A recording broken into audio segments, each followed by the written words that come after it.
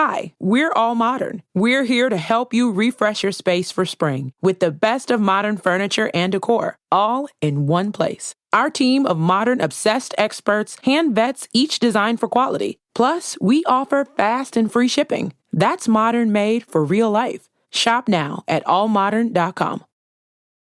Ryan Reynolds here from Mint Mobile. I don't know if you knew this, but anyone can get the same premium wireless for $15 a month plan that I've been enjoying. It's not just for celebrities. So do like I did and have one of your assistants switch you to Mint Mobile today.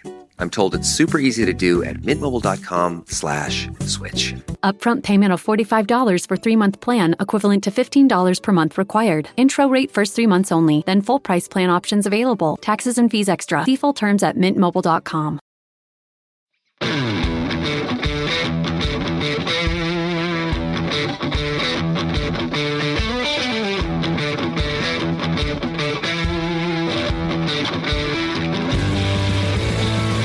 Welcome to the Fantasy Footballers DFS and Betting Podcast with your hosts, Kyle Borganoni and Matthew Betz.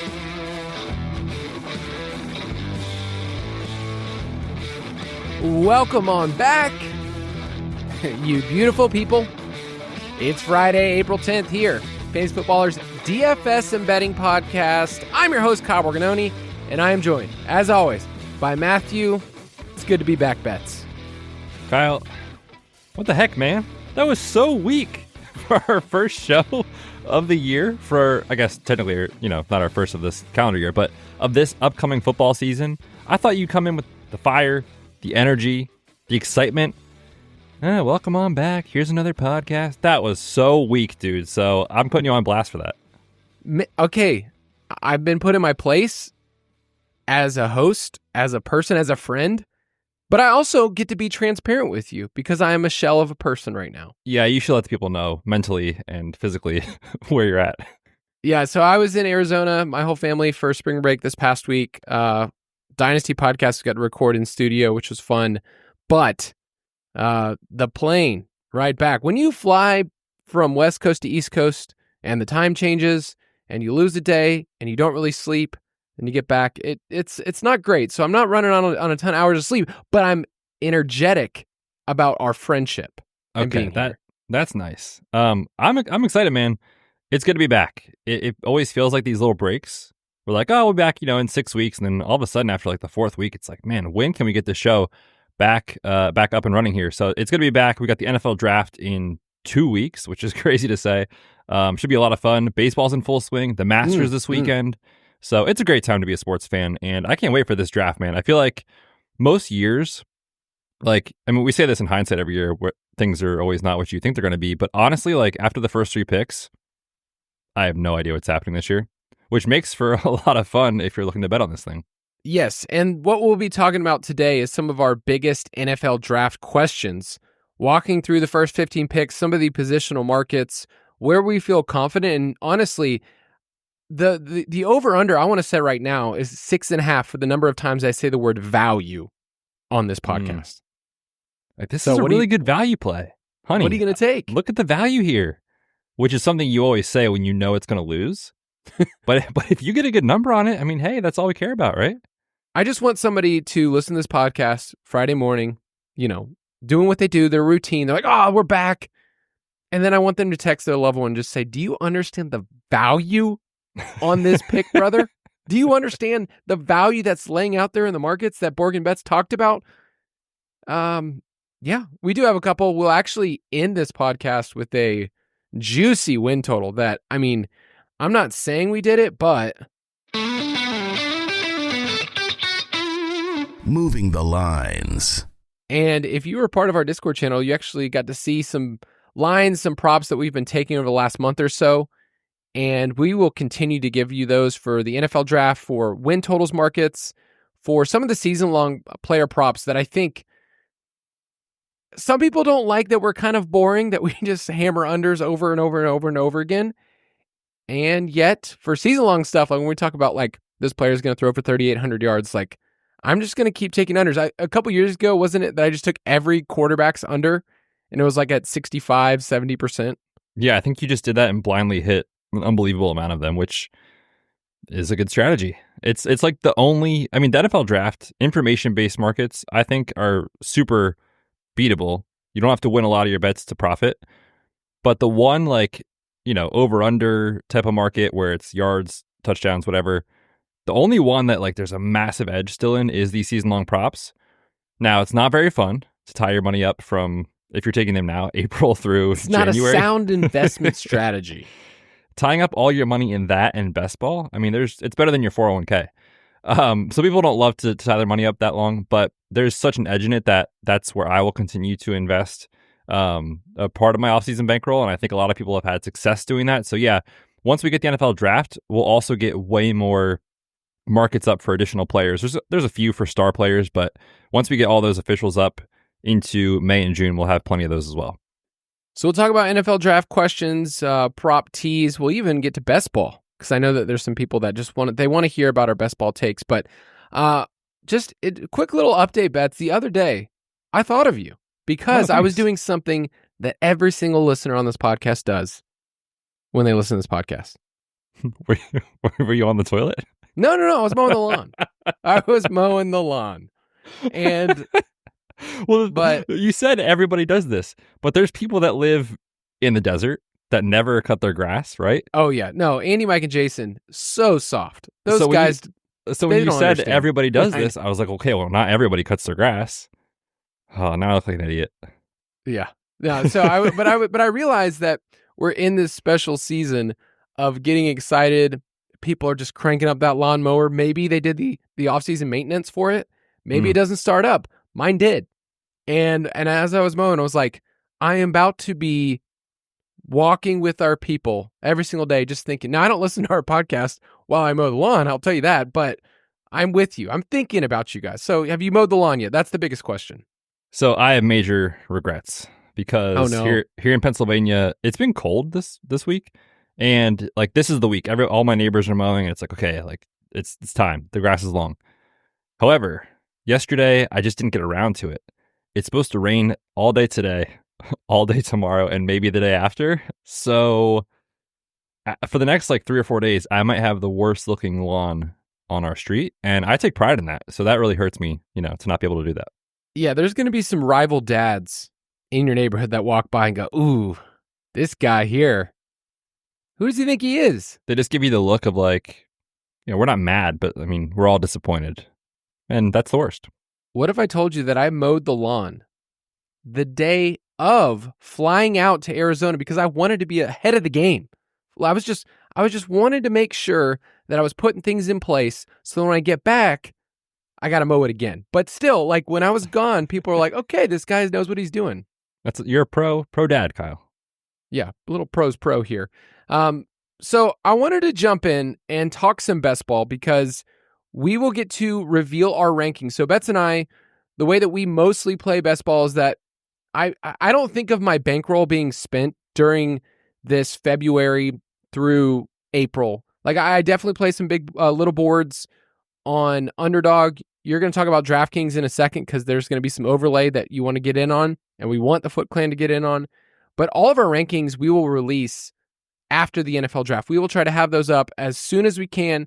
And then the Best Ball Primer comes out June 1st when the Ultimate Draft Kit Plus is released. If you want to get that, udkplus.com, you get all of our DFS and betting content in there. But I went back to last year's show doc. I mean, what a glorious show doc to go back to a year ago and think, man, we were off. We came back. Did we have fresh thoughts? First thing in the doc is everyone is overreacting to Justin Jefferson. I mean, genius things I wrote down. Let's ignore the other things that I said in there.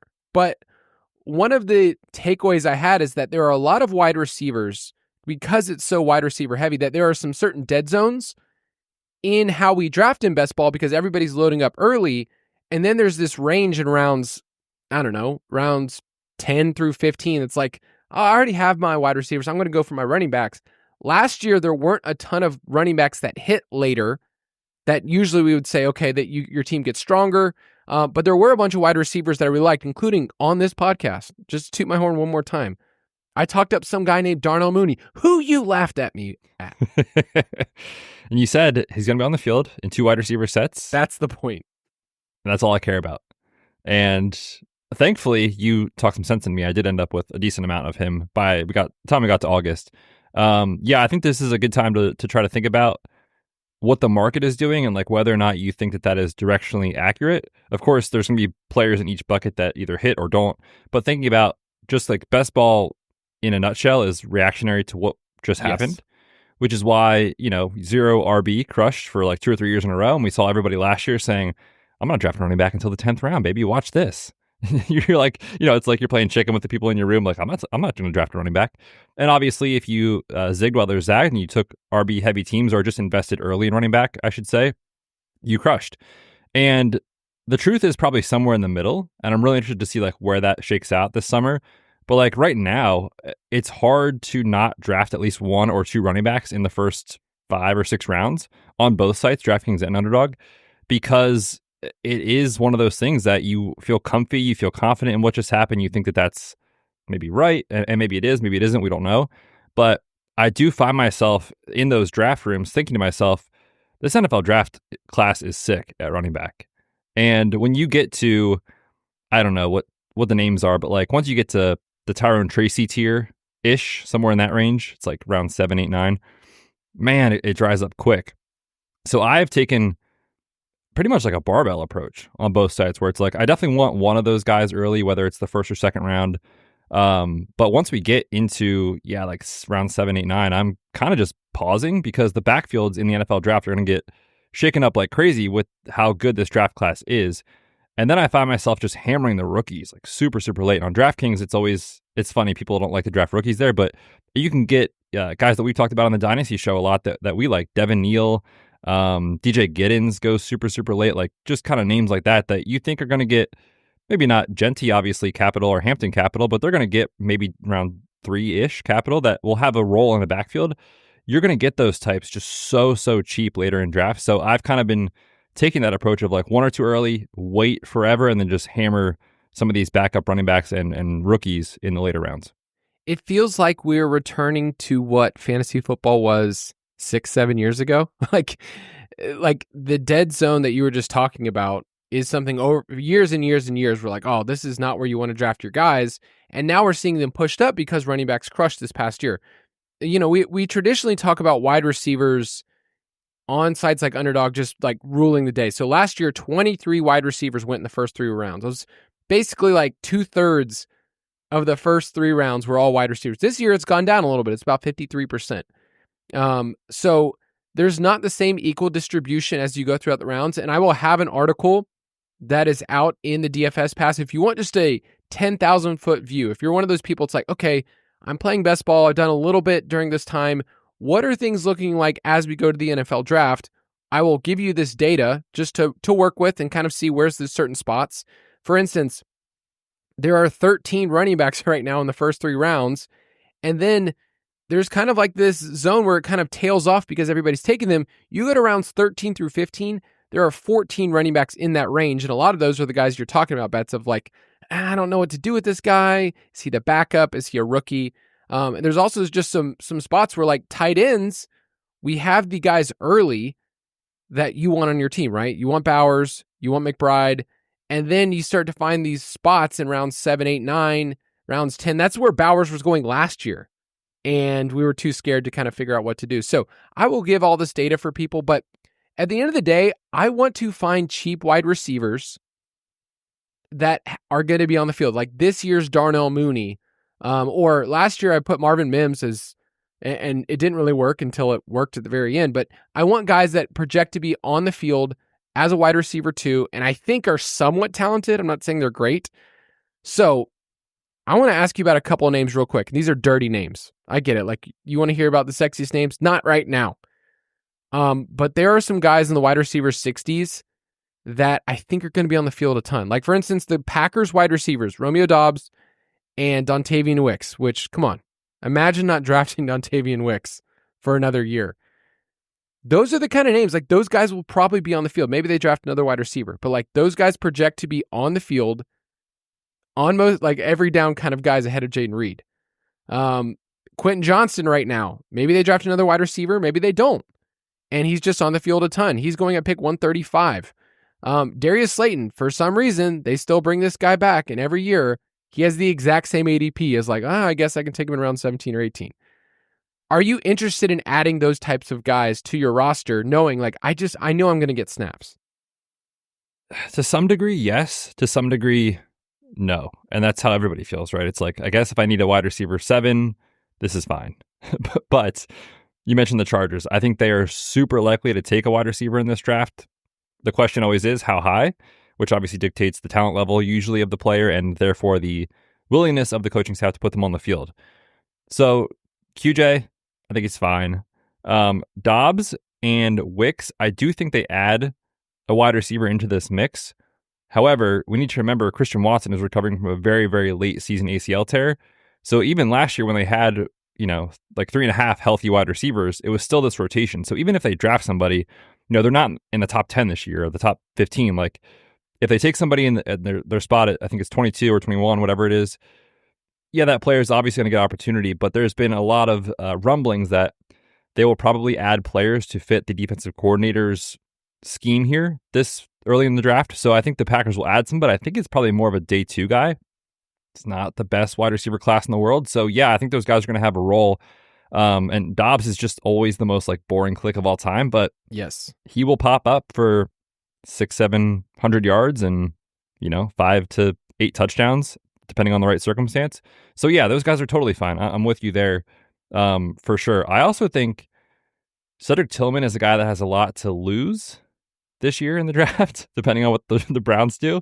But if he is out there as the wide receiver 2, which that's a huge, huge if, we've seen him have production and be very, very good in a very small sample size. So I've mixed him in a little bit, but clearly if they take Travis Hunter and they play him as a full-time wide receiver, then Cedric Tillman's snaps go down by a lot. Yeah, these guys are undervalued because if you're drafting right now, we're all in rookie hype. And so all the wide receivers that you think, oh, this guy's going to get drafted in round 2, they just get pushed up the board. And let's be honest, I think there's 38 wide receivers that everyone thinks is going to be drafted in the first 2 rounds this year. And who knows the playing time. So I like these types of players because everyone's so confident in, their rookie evaluation and they're confident in their early rounds when I can gain leverage. And Mooney's kind of my point from last year. It's I can gain leverage on the field because they think they know what this player is. But I think we all would have said at the time, he's their wide receiver 2. And we could have just moved on from there. Who knows if he's good, whatever. I want players like this that can actually have spike weeks and I can get ahead of the field and gain some leverage on the field. So that's one of the key points that I want to say at this point in season. Playing time, I think I can project for some of these players. And as we head into the summer, you're going to find out every single rookie, they may look great in camp, but the veterans probably are going to be ahead of them some of the playing time. So we will have tons and tons of best ball content. We'll do shows all over summer. Summer of best ball, we'll get to draft with you guys, all those things. But Betz, talk to people real quick before we move on about DraftKings, because you are trying to make sure that you start a movement. Well, selfishly, I kind of don't want this to happen. But people that have not been on DK in a while for NFL best ball, now's the time. They have several contests that lock the Thursday of the NFL draft, so essentially in 2 weeks. Their flagship one that's going on right now, it's $200K to first, 117,000 entrants. They are only at 41,000 currently as of this recording. Maybe that gets to 70% filled by 2 Thursdays from now, but there's going to be a big time overlay in that contest. So if you want some action on DK, now is a great time to do it. Just like Underdog, this point in the season, they go 20 rounds as well. So kind of fun because you can take some dart throws and build a portfolio of some late round rookies that you like and different builds and stuff like that. So yes, on DraftKings, I've been drafting actually a decent amount over there just because I want to try to catch some of that overlay and try to make sure we're getting our money in good. So check it out on DK.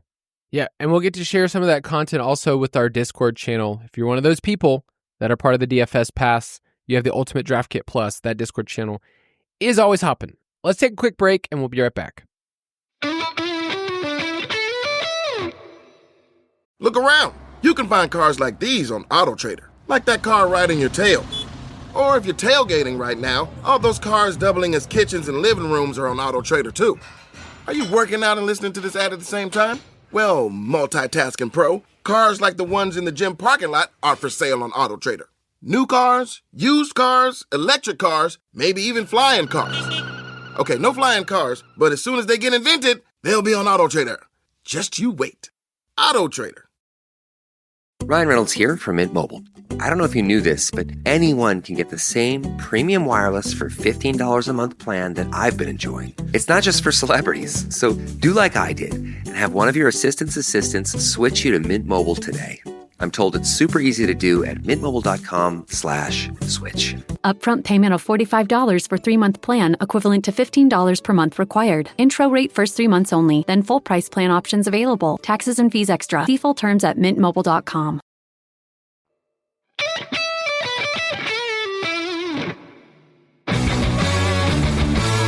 Hey, rookie, welcome to the NFL.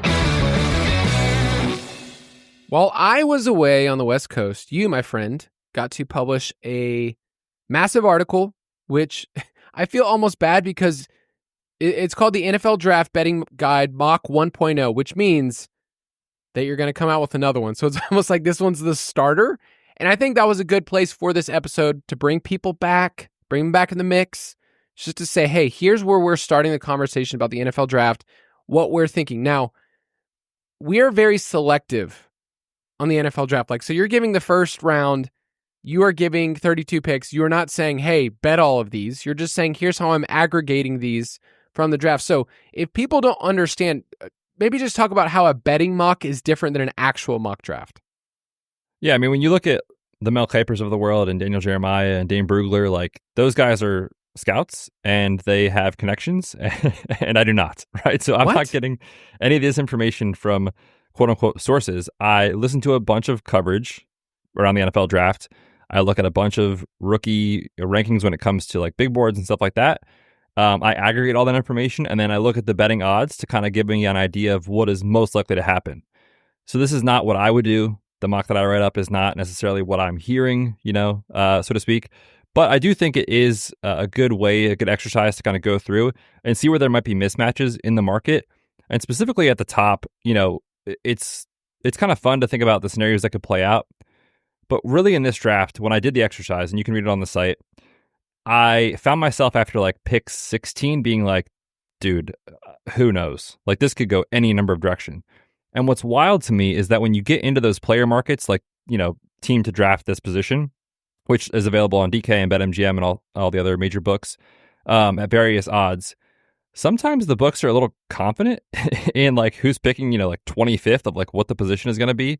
And it's like, that all depends on how the board shakes out and kind of if there's trades that happen and shake things up or not. So it's just completely wild to me that there's like not agreement, but like the odds are viewed as like correct for some of these teams where it's like, man, when I was writing up this mock, I could see definitely a different number of scenarios here. So throwing some darts and some long odds, specifically when you get to like the 15 plus range in the draft on different positions that teams might take, I think there's going to be some value on that this year. It's very reactionary in this market to what was the latest thing that somebody saw. So for a while, Genty to the Bears, he's at, right now, them to take a running back is plus 185, but it's almost like a foregone conclusion that people have connected those two together, or the Raiders at pick 6 have the exact same thing. And when people start looking at mock drafts, they start double counting in the betting markets, which is kind of wild because it's people over and over and over again saying, this is what's going to happen here. They're going to take a running back. When I look at the Raiders, I think Genty makes a lot of sense to me. I think they could take a cornerback. So I feel like there's not a great, like, the odds of what position they're going to take is one that I would usually take advantage of and just say, take some of these long shots, not super long, but like take some of these where like the Saints, we've seen some steam from people that we trust with the Saints. Like, hey, running back's kind of on the board too. Like it wouldn't be wild for them to take Genty at all. And that's plus 1,100, which just seems like the books are saying like, there's no way they take a running back, when we would say like, hey, there's a way better chance that they do that. So don't take the draft odds to be stone cold locks. There are so many things that we've talked about over the years, the Will Levis stories, the Malik Willis stories of this is what the betting markets are saying. And yet those players are nowhere close to what NFL teams are going to do. NFL teams, this is my soapbox, my annual soapbox, they have zero incentive to share any information publicly, except for, farts and whistles and smoke screens. Farts and whistles, huh? Yep. And the other thing about the odds is that they shift like crazy with the tiniest little, I don't even want to say news, but Schefter's the GOAT. I love Schefter. He puts out awesome information all the time. But in this specific draft cycle over the last month, he has said the Browns have to take a quarterback. And look at the situation, look at the contract with Deshaun Watson. They have to take a quarterback. And then just a week ago, he said, right now I would lean it's probably going to be Abdul Carter. And you see the odds shift like crazy, right? Yes. And then just a couple of days ago, his kind of latest that he's hearing is Travis Hunter is gaining steam as the pick at number 2. And I'm not saying any of those is right or wrong. I mean, it's definitely going to be one of those 3 picks. But just the point is, like, the books aren't asleep at the wheel the way they used to be with some of this stuff. So, like, years ago, you could get down a bunch and the information that was out there was way better than the books had, and maybe they just didn't care because the limits were so low. But now it's like as soon as Schefter or Rapshi or one of these major guys puts something out there and a handful of us bet on it, the odds move immediately. So I would just be cautious of whatever you see in the market of, like, odds to take a quarterback or a running back or whatever the position is. Just be careful. Don't assume that is 100% correct, because the books are reacting to the same information we get. But like Kyle said, the teams don't want you to really know what they're going to do. So you have to kind of blend the odds and probability with tracking like team visits, team needs, big board rankings. Is this player going to be a reach or not? Stuff like that. So just be careful with reacting to quick movement in the market, because again, these lines will move immediately as soon as some people bet on it. Yeah, and we have an official NFL Draft Props Best Bets article on the site that also, there's a little bit of strategy there. So if you're one of those people that this is new to you, it would just be good to make sure that you go into this thinking about this differently than how we talk about over-unders, during the season, where we're taking a lot of unders and those kind of things. So make sure you check that out. Daniel Jeremiah, I just have to read this tweet because I think it's great, but this came out a couple days ago. He said, "Great news. I've talked to a bunch of agents, and apparently there are going to be 67 first-round picks this year." I love it, man. Because I think Jeremiah does such a good job of being honest, and we like Brugler too. Like we like all these guys a lot because I feel like their process is scouting, but then Schefter is aggregating news. So there are agents who are giving him things to say, and there's connections and all this other stuff that really matters. So that you have to piece through all of that. Just because you see a tweet or you see a piece of information that says, "Oh, this is what they want to do," just remember there's not as much incentive. So, and real quick on that too, just was it 2 years ago was the Will Levis year, right, where he slid the Reddit thread. Well, not just that, but Lance Zierlein is super plugged into Houston. Or no, it was the CJ Stroud year. And remember, there was the whole S2 thing, yada yada. He's gonna fall, and even a week before the draft, and he is plugged into Houston. In his replies on his Twitter, he said Stroud's not going to be the pick. So, and I'm not trying to put him on blast or anything like that, but it's just the thing is, the NFL teams do not want us to know what they are going to do. They don't want anybody to know what they are going to do.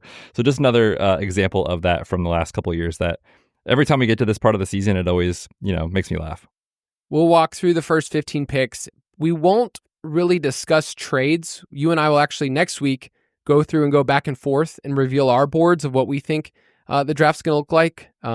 Trying to make sure that we don't copy off each other's paper, but here's what we generally want to do. But we try not to put in trades because historically the hit rate is so bad in mock drafts to get trades right. It's unbelievably bad from the people that we respect the most, that are way smarter than us. The hit rate over the last 5 years is under 10% in their final mock. So we try not to do that. So at number 1, we don't really have to discuss Cam Ward very much. It's at minus 10,000, which means don't bet it and don't do it. But anything you want to say about Tennessee?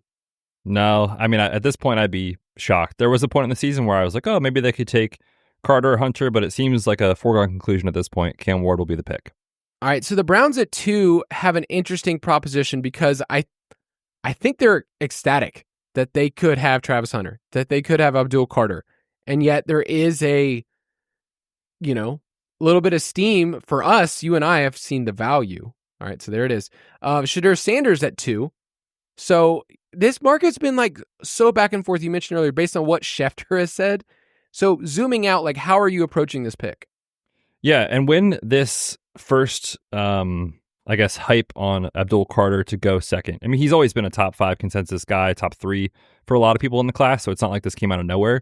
But once there was this assumption in the market of he could be the pick at 2 over the other guys, we actually took in our props. We were like, there's probably some value here on like plus 800 or whatever it was, and we took it on Sanders to be the pick just because it's like the market's reacting after just one little piece of information. Obviously, now in hindsight, that looks terrible because the odds have shifted away against that. At the same time, it would not shock me at all if Shedeur Sanders is the pick here. I think it's probably going to be Travis Hunter just because he is so talented. He is just that dude in this class. They need help at wide receiver very, very clearly. They also could use some help at corner across from Denzel Ward. So I do think that makes a ton of sense. And the way that a lot of people are evaluating Shedeur Sanders is he's probably a first-round talent, but he's probably not a top 5 or top 10 talent. And whenever teams or guys get mocked there in the top 10, it's because of team need, and that can always be a slippery slope. That said, when you look at the depth chart in Cleveland, I understand why Shedeur Sanders was in all of those mocks at the second pick. But I think the way things are trending, I think it does make a ton of sense for Travis Hunter to be the pick. And you saw, obviously there was support at the Pro Day for obvious reasons with both Shedeur and Hunter, and then you saw their GM openly talking about Travis Hunter and not in a way that would like make you think it's smokescreeny. Like he kind of just genuinely seems to love him, and who doesn't? So I think right now, if I was going to, try to bet this, I'd be a no bet for me. I just think Hunter is so likely to be the pick, and there's not a ton of value outside of if you wanted to throw a dart and say, this is a smokescreen, and they do take Sanders. I mean, plus 1,400, obviously you could do way worse than that. Yes. They own the first pick of the second round, so they have ammo if they want to pass on quarterback and then jump back into the first round and move up. I think that's very, very likely. I mean, you and I love Carter. I think it's the thinking when we play fantasy GM is we look at a team and go, they already have a defensive end. You could look at it that way and be like, they got Myles Garrett. They don't need him. Or they could pair those two together. Look how good they would be. I just think this is another team where I'm just kind of staying away, and I expect it to be Travis Hunter. It's at minus 300 right now. If you really think that you like Carter, I don't mind it at plus 210. I think it's fine if you want to bet that, but I probably won't do that. When we get a little bit closer, this is when you and I will talk more about like exact draft order, and that would be something that you can kind of connect the dots and say, okay, well, if I think Ward goes here, if I think Hunter goes here, I think Carter goes here. You kind of can just play it that way as opposed to trying to just pick one. But the Giants at 3, the domino would be Carter there at minus 250. It's where he's at right now. Is it kind of one of those things where it's like you just expect Hunter or Carter to go with these 2 and 3 spots? I mean, I think Shedeur is still live at both spots.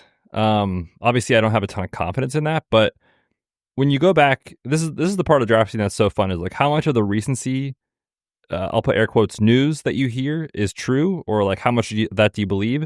Or if you just zoom out a few weeks, it wasn't that long ago that, Jeremiah and Schefter, they were all talking about like the Giants have had a presence at every single Shedeur Sanders, moment. Like they've been connected to him for a very long time. So I would not be shocked whatsoever if he is the pick here at 3. That said, this is another team that has at least some short-term options, in Russ and maybe Jameis, that they shouldn't feel forced to take him if they don't think he's that guy.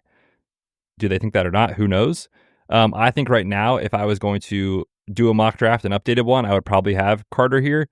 Just again, the same conversation with Travis Hunter. Like he's viewed so highly in this class relative to Shedeur Sanders from a talent level that I think he'd be the right pick. And I do, Joe Shane got a lot of flack last offseason because of the Hard Knocks thing, which they'll never do again. But he's hit on some really good draft picks over the last couple of years. They've had some misses, who doesn't?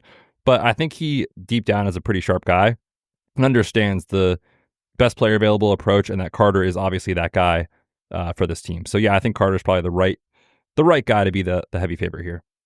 Once we move past these top 3, you start to look at the markets. Like on DraftKings, they have drafted to be in the top 5. And it's interesting because there's been so much change about what New England's going to do. Because for a while, I was like, this is going to be a Hunter pick. They can't pass up Hunter. He's going to be the guy. And then it was like, okay, well, they'll probably trade out of the spot. And they've talked about Mike Vrabel, spoke like if we get a good pick. But like every team's going to say that at face value, like we could trade out of the spot. offensive line has kind of been where it's trended. And the offensive line market has been wild to me because when you and I were started to do some forecasting, I don't know, 2 months ago, we were like, I don't know if we even see 3 offensive linemen in the first round. It's like there's some good players, but like not elite prospects like we've had in the past. And now Will Campbell seems to be the guy that's the pick out of LSU. And a week ago, that wasn't the case at all. Like he wasn't the betting favorite at all. So how are you taking New England and then Jacksonville at 5? Yeah, the question on a trade is real quick, back up for a second. If for some reason Shedeur goes 2 or 3 and Hunter falls to them, I don't think they think twice about it. I think the pick is made within like 6 seconds. Like you run the card in and you're done. That said, if he's not available and they are facing like, hey, Shedeur's available, could somebody come up and get him? I know there's been a lot of smoke on the Saints at 9. I have not seen a ton of excitement on that they'd be willing to give up resources to go get him. Maybe they take him at 9 if he falls, but I don't think they're trading up to get him. That's my personal take. And then you look at the other teams behind him, and it's like, the Jags obviously aren't going to move up one spot. The Raiders, they just signed Geno. The Jets, in theory, but they also, I think are pretty set with Fields for the next year or two. Carolina's got Bryce Young. It's like these teams aren't really like vying up to get him. There's no competition, where last year, like the quarterback thirst was so real. So I'd be surprised if they're able to get somebody to move up for Shedeur Sanders. That's my personal take. And so if they stick and pick, Vrabel is very much a trenches guy. So I think this is right, especially when you look at, you have a second-year quarterback in Drake May who flashed, but the offensive line was a complete disaster. I know Will Campbell's kind of had every prospect. I feel bad for these guys. Gets their, profile like picked apart left and right. Yes. It's like, are we really going to argue about, a quarter of an inch for arm length and this and that? It's like the dude is just a good football player and he can play guard or tackle and he'll be good for the team. And so I think they think that, and I think that there's a good chance he is the pick. That said, I would not be shocked whatsoever if they go with an edge defender or Mason Graham with this pick, who, is kind of the consensus defensive tackle number 1 in this class. Right now, it's almost like you put it in pen with Jacksonville to take Mason Graham. That is the most mocked player in the entire draft. Yes. It's like that, Amorian Hampton to the Broncos and Genty to the Raiders is kind of like what you do. But that wouldn't shock me at all. I mean, this team needs help on both sides of the line. So at plus 1,000, you could certainly make a worse wager than that in the top 5. Yeah, I think that's where I would want to go if I had to bet this pick. I think they will, if they stay, which we will approach this as if they're staying, I think they take a premium position because they actually have a couple in front of them. We talk, and the conversation this year is like, oh, it's so flat after you get to pick, I don't know, 8, 9, whatever. It's flat the rest of the draft. I still think at the very beginning of the draft, if you have Carter or Hunter on the board, they're going to take him.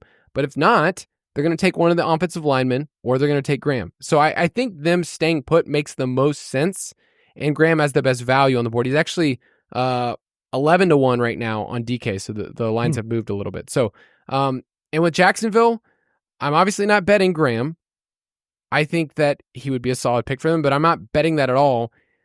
I am interested if you want to go offensive line here. If you think that Graham goes at 4, and Jacksonville takes offensive line here, you can get that. So any thoughts on that?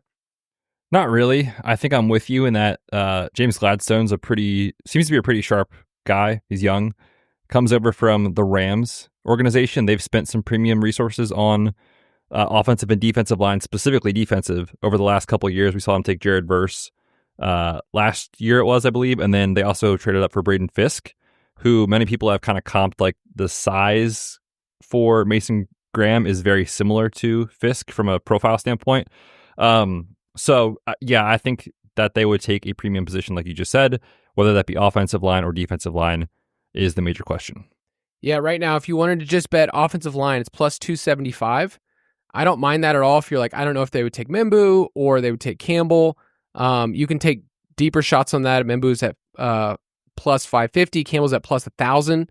So I think that's how I'd play this, is just think like, oh, they're going to take an offensive lineman, and that's kind of where it goes. Anybody that's a dart throw to go in the top 5 that you like? I have heard some buzz on Jalen Walker to be a top 5 pick. Now, the question with this market is like, how good do you think these odds are? Because we know number 1, we think number 2 and number 3 are going to be, the studs and Hunter. And Jalen Walker, by the way, just for people, the linebacker who's basically an edge, but he will be announced as a linebacker. Yes, out of Georgia. But then, so 3 of your 5 picks are already taken, basically.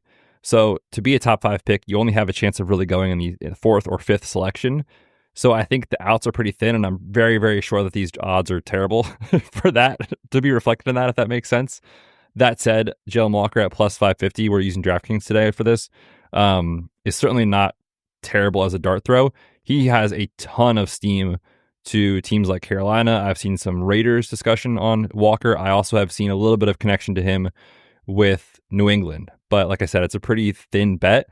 And if you're going to take him, I would almost rather just play like the exact pick. If you think he could go to the Patriots or something like that, I don't know what the odds are for that, but I do think there's definitely legit steam that he's going to be a top 10 pick.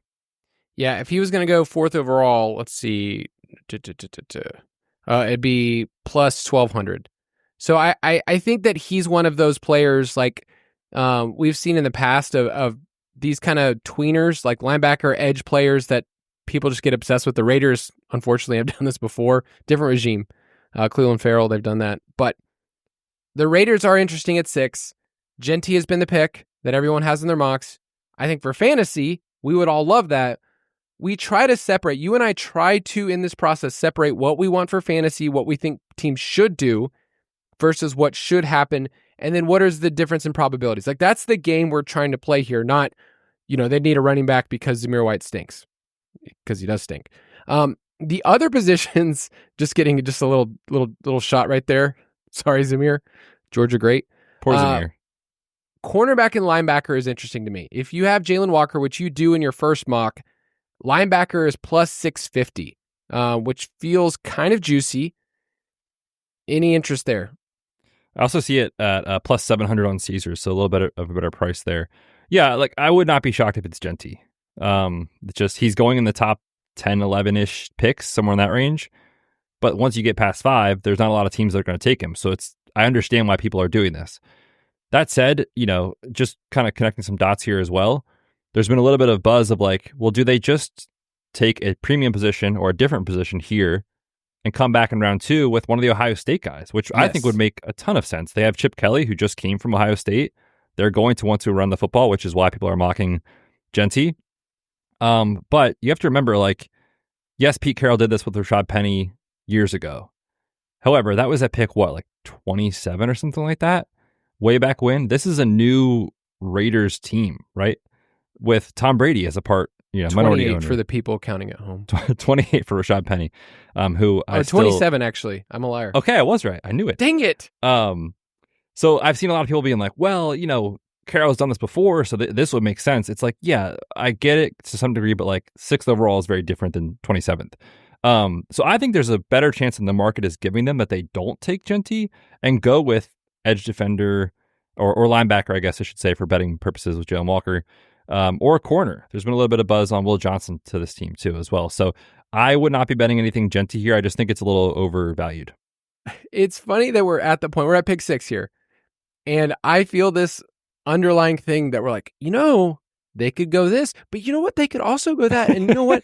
I kind of see this right here. It's like we're at pick 6 and no one knows what's going to go. Like, what's going to happen is like Genty ends up going like to like, I don't know, the Jets and Breece Hall's dead or something. Like that's going to end up happening. But Raiders at 6, Jets at 7, Carolina at 8. And then, I think the Saints and Bears are really juicy spots to talk up some of these names. But the Jets have been connected with the offensive line the most. It's at minus 120 right now. In your mock draft, you have Armand Membu, who killed the combine, as somebody that makes a ton of sense as they fall. So if Campbell's taken earlier, then you think Membu's here. But you and I were talking earlier, Kelvin Banks out of Texas was a player that was seen as a top 10 pick in January and early February. Membu crushes the combine, so the order of offensive tackles have changed a little bit in people's minds and how they mock. And yet, offensive line is the one position that NFL teams have such different boards based on their blocking schemes, what the offensive line coaches is good at doing, and also like, hey, this player played right tackle in college. We have left tackle need. We're not just going to swing him over there just because he's the best offensive tackle. Does he fit our scheme? So I think Banks is one of my favorite values if you want to connect him to the Jets or connect him as a top 10 pick. Yeah, I agree. I have heard some rumblings that the Jets have him decently high on their board. Now, the caveat we just gave at this whole discussion was teams don't want you to know what they're doing. But you got a guy. But I got a guy on the inside, okay? No, I'm just kidding. I just think that it's a really good bet at this point in the process because he's steaming up like crazy too. Just a couple of days ago, his over-under for where he would go is 18.5. It's now 14.5 on some books, 13.5 on others. So it's already approaching top 10 territory. And if he does happen to be the guy that the Jets prefer in their system or whatever it is, at those odds, that to me is a bet right now. So I think I'm going to throw a dart on that and hope for the best. It feels very similar to me to make a little bit of a comp of kind of how the market viewed J.C. Latham last year. Remember, like at this point in the process, he was a guy that was always mocked in like the late teens. And then like 3-4 days before the draft, it was like, oh, this dude might be going top 5. Oh, he's definitely going top 10. Like it was like a locked in thing. I kind of feel like that steam might be coming here on Banks. Membu had a ton of buzz after the combine, rightly so. But some stuff has kind of trickled out that like maybe he's not the best fit for each team. And so that's just the question we don't know is like, how do they view him kind of thing? So I think offensive line is a very strong play here. But if you're going to try to just get the best, here we go, Kyle, value on this bet. Kelvin Banks to be the 7th pick to me is definitely intriguing. Yeah, I'm seeing plus 1,300 right now. I also think this is a great spot for Tyler Warren. Can you tell me, I'm not trying to be mean here, but can you tell me who their starting tight end is currently? It's Jeremy Ruckert, isn't it? It is Jeremy Ruckert. I think he's in his 4th year, and he's done as much as you and I in the NFL. Jeremy? Sorry. Which means Dynasty. I mean, what we're really saying is pick him up in Dynasty. 20th round on DraftKings, baby. Don't do that. You're like, I've been scooping him up. So I think Tyler Warren is in play here. Everybody's mock draft has him to the Colts, though. It's almost like you kind of He's not going to make it to the Colts. I know. That's the thing. That like feels so easy to look at this and say, why are we connecting dots in fantasy of what this team needs when that's not how the NFL draft works? Yeah, real quick on Warren, we should talk about him because I think his market is super interesting of where he could go. I think the Jets are live. I think it's unlikely for the Panthers. They kind of seemed zeroed in on defense, but I wouldn't be totally shocked. They just got to give Bryce Young guys to help. Yeah, they extended Tremble. They spent a 4th rounder on Jatavian Sanders. I don't think they will. Yeah, I'd be surprised, but like it wouldn't totally floor me. I think the Saints are very live to take him. I thought it was really notable. Nick Underhill, just like 2 or 3 days ago, who's, in my opinion, the best Saints beat reporter. He's also fun. He has like he's more than just like a beat writer. He's like a fun person to follow. Yeah, he puts out great stuff. I found it notable that he recycled something from like a month ago of Kellen Moore, obviously their new head coach, talking about like their approach at 9 and kind of how they're going to go about it. And, you know, kind of paraphrasing here, but it got to a point where it was like talking about you don't want your system to be like, I can only draft guys to fit my system. I want to be able to adapt my offense to fit the guys that are on my roster. And he said, you know, one of the examples was like, hey, if I have, 2 incredibly talented tight ends, I'm going to figure out a way to play 12 personnel. I'm not just going to play one because that's what I should do or that's what I've done in the past. And I find it just like super notable, like that was the discussion. So I think Warren, I don't know what the odds are, if there is one for Saints to draft him or what that is, or maybe position of first pick for the Saints to be tight end. I'm sure there's pretty decent value on that. I think Warren is a guy that's very, very high on their board, and I would not be surprised at all if they pick him. I need to get a new drop that just whenever we say value, just in the background, it's just somebody saying value. So it's plus 850 for them to take a tight end with their first pick. Yeah, sign me up for that. We did already take Genty to be picked by the Saints, so this would be like a hedge off of that. And just but the value on that is just you don't even like you can't even get that gave anywhere. That at plus, I think it was 2,700. Which obviously that's a different bet than what it is now, but plus 2,700. That would be a really fun hedge off of that. It's just like if it's one of those two dudes, you're making pretty good money here. Yeah, Warren, I'm excited wherever he lands for fantasy. I actually was taking him a lot in early, best ball stuff. But let's take a quick break and then we'll keep going.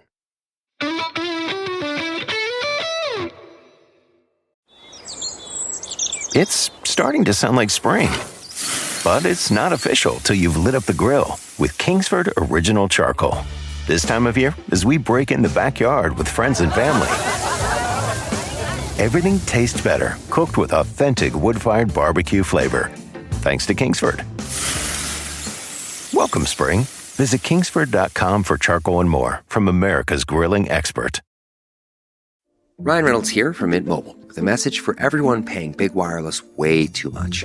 Please, for the love of everything good in this world, stop. With Mint, you can get premium wireless for just $15 a month. Of course, if you enjoy overpaying, no judgments, but that's weird. Okay, one judgment. Anyway, give it a try at mintmobile.com/switch. Upfront payment of $45 for 3-month plan, equivalent to $15 per month required. Intro rate first 3 months only, then full price plan options available. Taxes and fees extra. See full terms at mintmobile.com.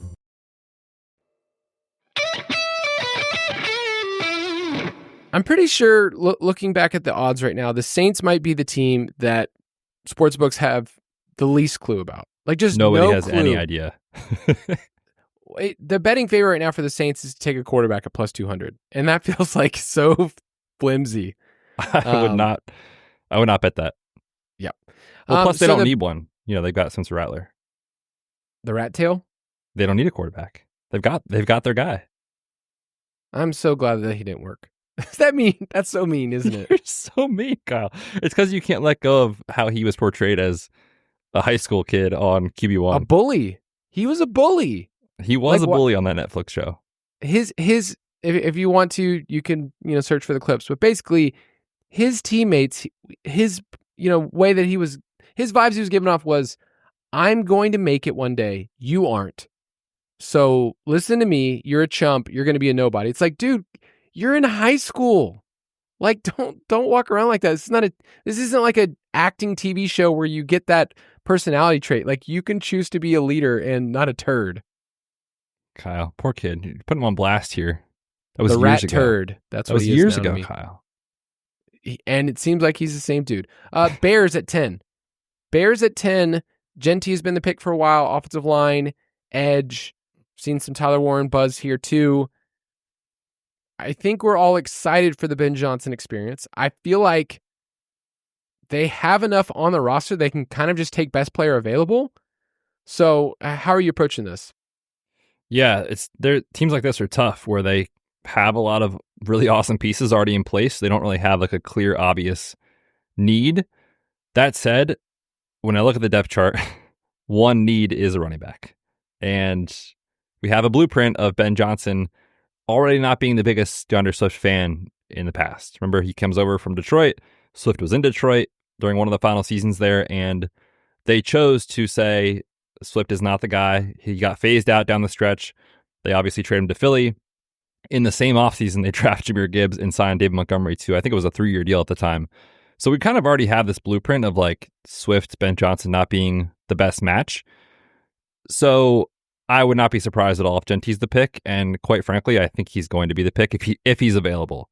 It just, they don't have a ton of other needs. Their defense is very, very solid. I think they could use edge defender depth, but Genty is largely a top 5 to 6 prospect on everybody's big board. And so if they are just going to take best player available and it gets to 10 and he's there, I think he's the pick. So I'm looking at the top 10 market of when you start to look at these, you realize there's not enough spots for everybody to be in the top 10. So something is inefficient here. If it's Sanders, if it's one of the offensive linemen, if it's Genty at minus 700, I would not bet that at all. His line's at 9.5. I'm having a hard time. Like, I'm looking at one of the offensive tackles that gets boosted in, and so we get 3 in the top 10. And we talked about that earlier. If there's a Kelvin Banks bet, you want to get out there. Hopefully he goes to the Jets. Maybe he goes here with the Bears. Who knows? But any value here to be drafted in the top 10? I think there's an outside chance Mike Green could sneak in. It's hard to like place where that might be is the question. Now, it's kind of a trickle-down effect, right? Like, if Jalen Walker happens to be a surprise pick based off of consensus at 4 or maybe 6, and the Panthers have been the Jalen Walker team the whole time, you have to think to yourself, okay, what do they do if it's not Walker? And if they go to their edge 2 on whatever their draft board is, which we don't know, could it be Mike Green? Could it be Micah Williams, who's plus 250 to go in the top 10? Mike Green is a guy that's got some character issues, but Dan Brugler just did a show with Warren Sharp, which is a really good listen. And he was talking about how there are some teams, he didn't say which ones, but there are some teams that cleared him. Some didn't, so who knows? But the talent is there as I think the take home, and there's a chance somebody could throw a dart on him. So don't hate it, but I don't really have conviction on that. I do have a strong conviction about Mike Green, and if you want to look at a different positional market, so it's draft position, he's at 17.5 right now. Like minus 140 isn't super fun to pay, but I feel like there are just so many outs for him. You're talking about him potentially being top 10. It's at minus 140 for under 17.5. I feel like I can connect 5 different teams before then, and not even thinking about him going top 10. So that's one that I placed, and I don't know if I can convince you to make that an official, but that's Marshall edge defender Mike Green, who for some people, you mentioned like he's a top tier talent who had issues. He was at Virginia, then he had a transfer. Yeah, so I feel good about that one personally. So it's 17.5, you said? Yep. So I could certainly see the Bengals taking him. I could see the Cardinals. The Falcons have needed a pass rush for the last 7 years. 20 years, brother. Do you think they actually take one this year? I tell you this, if we don't take a defensive player at 15, we're idiots, because if you look at the markets for Falcons, it's like drafting an offensive player, you would make so much money if they hit. And this team, they're stubborn. They'll do it. But no, I mean, edge at minus 170 for the Falcons. I think the Dolphins are in play. The 49ers are in play. Like, I feel like there's a bunch of teams in this range. Yeah, I think it's a solid play. Like you said, the juice isn't very fun to lay, but I think there's a good chance that he comes in before that. All right, so this 11 through 15 section right here, we talked about the Colts being like chalk for taking Tyler Warren. That's kind of on everyone's board. I think I'm most interested in what San Francisco is going to do at 11, because I see offensive line on the board, I see cornerback, and I see edge. And I feel like there's a lot of dots you connect. And then there's some other positional markets that I really like. So what are you seeing here? Like in your mock, who did you have? I had Johnny Barron. Yeah. Yeah.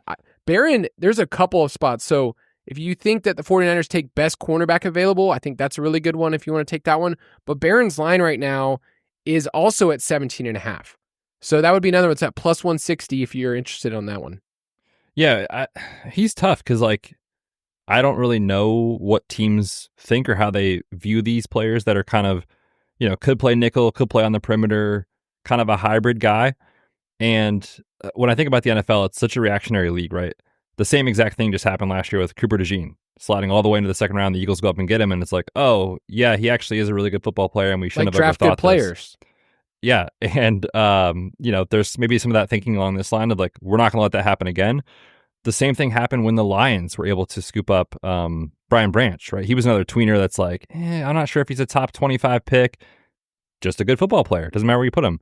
So I think there's a good chance that happens again with Johnny Barron. My only hesitation is like there was a direct quote from Daniel Jeremiah on one of his shows like, I don't know, 4 or 5 days ago that was like, I don't get it. He's a top 12 player in this class, but he's going to fall into the 20s because that's how the NFL works.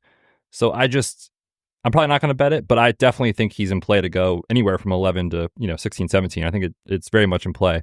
I also think for the Niners, offensive line makes a lot of sense. I also could see a defensive tackle here, depending on who's on their board. So I don't have a great read on the Niners, and I think that's what you're seeing in the market as well. Yep. It's just wild to see a team with the type of Super Bowl odds that they have picking at 11, and they're going to get a starter. I'm kind of mad that they're doing the thing where if you look at Kyle Shanahan, you and I were talking about the 49ers, it's like they're either going to the conference championship or they're finishing 3rd or 4th in their division. And they get a bunch of premium picks and, use it on Trey Lance. But, all right, so we're at Dallas, and this is a point in people's drafts where they have penciled in wide receiver. It's at plus 160 right now. Is it McMillan? Is it Golden? So before just zeroing on Dallas, do you think a wide receiver goes above them? Like, do you think like the Saints at 9 is one that people connect? Any other teams up there that like, are we going to see 0 wide receivers in the top 10? I think it's possible that the Panthers could take one. I mean, just give Bryce Young everything he needs to succeed. That's plus 750 right now. But their defense was literally like the worst in almost every category for the last 2 years. So I think there's a very, very strong likelihood that it's a defensive player. So there's not a ton of outs to being a top 10 wide receiver this year, which is not the norm. So I would not be surprised at all if this is the first time we see a wide receiver off the board. There have been drafts like this before, like the Hollywood Brown year, where he went, right. like 25th overall, and then your boy N'Keal Harry went at the very end of the first round. Not your boy, not your guy. Harry, didn't he go early? He was like No, he went 32nd. Oh, he did. Okay, I'm having it backwards in my head. No, it's okay. I got the other one wrong, Rashad Penny. So we even out. We're good.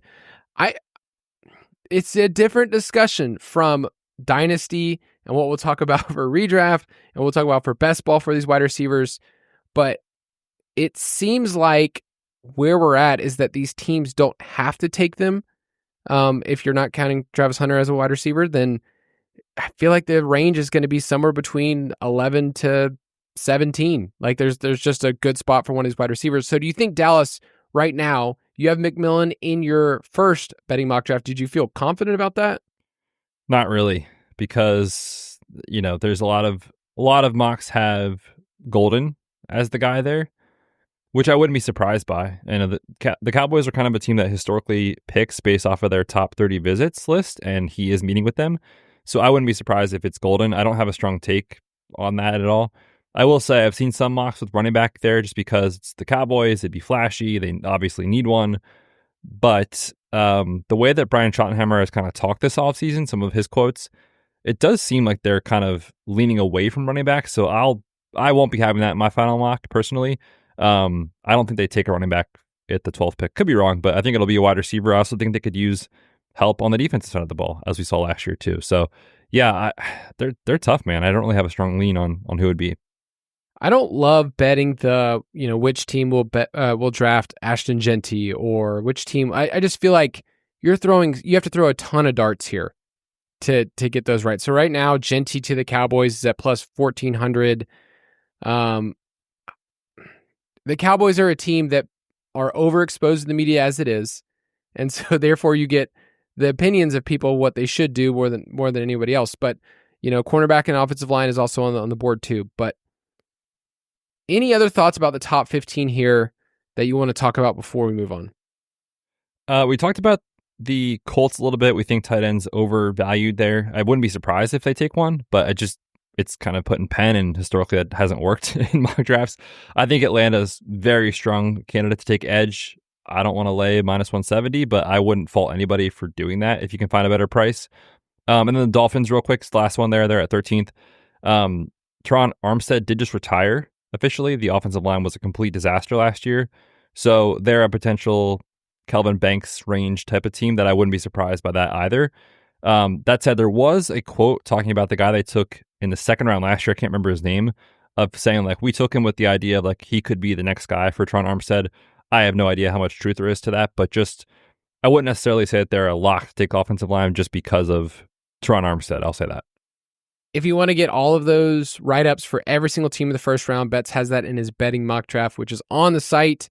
We also have taken a number of bets. If you want to get in on those, we give alerts in the Discord channel. So, if you're one of those people, it's like, hey, where did you get this price? Like, hey, we give it to you, we alert you, and you get to get in and ride with us. Who could forget riding and sweating Jameson Williams top 10? Spoiler alert, he did not go top 10. But what a ride that was. That was fun, man. It was fun to see the price each day get shorter and shorter and shorter. I'm like, oh, baby, like this kid, my kids, could go to college for free if this kid goes in the top 10.